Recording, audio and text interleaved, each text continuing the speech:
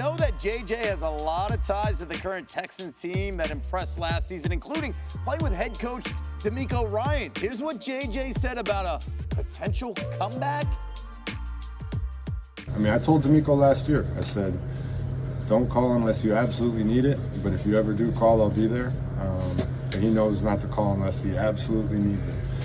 This is the last year I'll tell him that, because I'm not going to keep training the way I've been training, but he knows that if he ever truly does need it, I'll be there for him, but I don't anticipate that happening. They got a very good crew.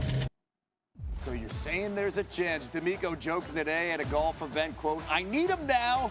Anytime J.J. Watt's ready to go, I'm ready to go. Some big changes with that Texans defense, losing Grenard and Rankins, Cashman, Perryman. They added a big haul there, and Danielle Hunter. You got Autry. And then they spent their first pick on a corner, Kamari Lassiter, who can contribute right away. Acho here. What is available here? But the big question is, with this Texans stacked defensive line, what do you think of this group right now that we know is currently on the team?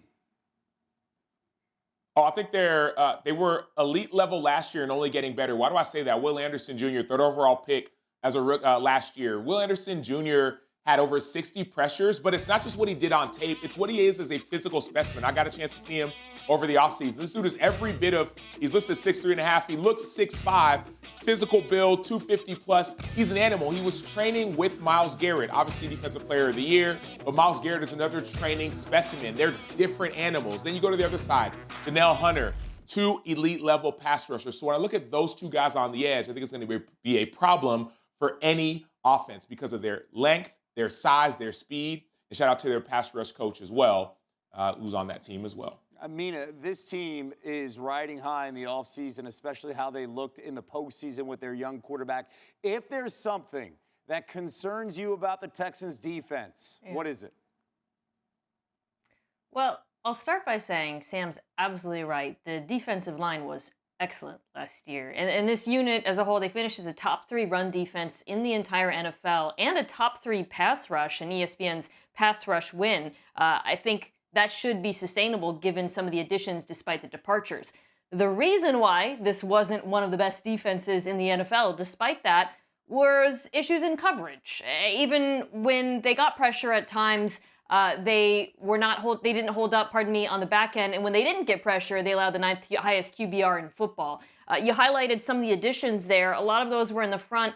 2 changes at cornerback. You bring in Jeff Okudah. You draft Kamari Lassiter, who is a corner I really liked his tape in college, and I think he fell a little bit in the draft because of his athletic measurables and size, but I do believe he can start right away. But for me, this is the biggest question, the biggest challenge for DeMeco Ryans, who of course is a brilliant defensive coach. Can you get this defense to play better on the back end? Because on the front end, they should be one of the best groups in the NFL.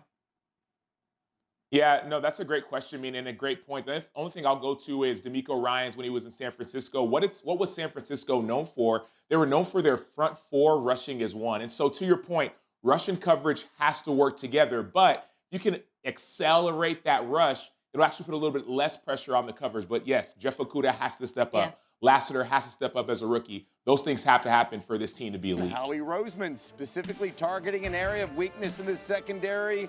Day 1 and day 2 of the draft with Quinyon Mitchell and Cooper DeJean. Here's Nick Sirianni on how he plans to use his 2 new defensive backs. Cooper has obviously versatility. Quinyon has big play ability. They both have big play ability.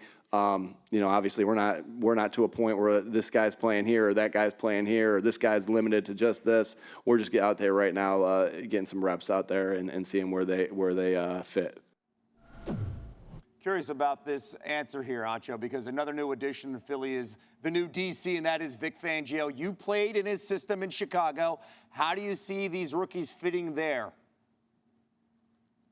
Well, I'll start with the rookie that wasn't mentioned, Jalix Hunt out of Houston Christian. Jalix Hunt is a former safety who plays outside linebacker, edge rusher, and he has elite physical ability. Like, he's an unbelievable pass rusher with great bend, great quickness, and great strength. But why does it matter that he played safety before? Because I played in Vic's defense for 4 of my 9 NFL years. Vic wants guys who can rush the quarterback, but also guys who can play in coverage. That's what he wants to develop. And so Jalix Hunt can do them both. Watch him in coverage right now, the former safety. It's easy for him. And so now Vic can play base coverage when teams have 11 personnel, 12 personnel, 13. He can stay in base, or if he wants to go to nickel, Jalix can go and rush the quarterback. And then number one. Number two, Cooper DeJean. I get excited about him at that nickel position. Why? Because one thing that Vic loves to do is bring nickel blitzes. It's simulated pressure. We call it, the different kind of blitzes that I'm not going to say right now. But long story short, Vic loves to bring nickel pressure. And so if Cooper DeJean is in that nickel position, all of a sudden you have a guy who can play on the inside, play on the outside, and two stalwarts on his defense. You got me excited. And we haven't even talked about the offense here. GM Howie Roseman had this to say about why he went outside his recent track record and went big at running back with Saquon Barkley this offseason. Listen to this. From our perspective, you get to a situation where you kind of try to find, is something kind of being undervalued? Is there a way to zig when everyone's zagging? Or I don't know if it's the opposite and you're freaking zagging when zigging. But and I think that it's hard to find difference-making players and people. Really, I don't think there was anyone when he came out of the draft that didn't think that he wasn't a Hall of Fame caliber talent and person. And so he's still young, and we're really excited to have him. Yeah, Barkley has been one of the most effective backs in the league since he entered the NFL in 2018. Just 4 players have averaged more scrimmage yards per game, and he's brought it against the Eagles. How about this? 7 touchdowns against Philly in his career, tied with Zeke Elliott for most in the NFL since 2018. Mina, I didn't write this segment. I had nothing to do with this, but I feel really good because the D block is my favorite block so far. After such an awful finish to the season here, Mina, when you look at Saquon, how does he change things in this offense now that they have a new OC too in Kellen Moore?